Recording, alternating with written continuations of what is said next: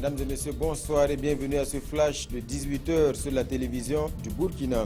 Le Premier ministre français du Burkina, c'est ce matin aux environs de 9h que Manuel Valls est arrivé à Ouagadougou en provenance du Mali. C'est une visite aux grands enjeux, un mois après les attaques terroristes au Burkina.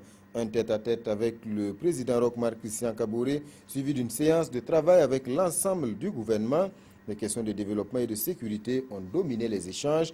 Une séance sanctionnée par la signature d'une convention de près de 9 millions d'euros destinée au financement des secteurs tels que l'éducation. Le Premier ministre français qui s'est par la suite rendu sur l'avenue Kwame Nkrumah sur les lieux de l'attaque terroriste du 15 janvier. Il a déposé une gerbe de fleurs en hommage aux victimes de cette attaque. Manuel Valls a manifesté le soutien et la solidarité de la France envers les familles des victimes. Il a également réaffirmé l'engagement de son pays à accompagner le Burkina dans le combat contre le terrorisme.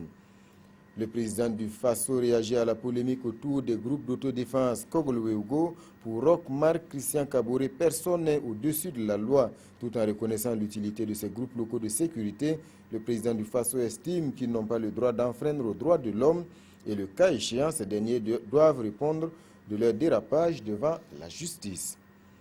L'ex-président du Faso est actuellement au Niger. Michel Kafando conduit une mission de l'Organisation internationale de la francophonie. Objectif de cette mission, accompagner les Nigériens pour des élections libres et apaisées ce dimanche. Michel Kafando a eu des entretiens avec les autorités nigériennes, notamment avec le Premier ministre. Il faut dire que pour beaucoup d'observateurs affichent leurs craintes quant au risque de troubles à l'issue des élections de ce dimanche au Niger. La route Coupéla 5C, frontière du Togo, est en chantier. La réhabilitation de la route est en cours. Sur place, les engins tournent à plein régime. Le taux de réalisation à l'heure actuelle est estimé à 30% pour la chaussée et 75% pour les ouvrages d'art, à savoir les ponts. L'entreprise Soroubat se fait optimiste quant au respect des délais contractuels. Fin des travaux au plus tard en février 2017.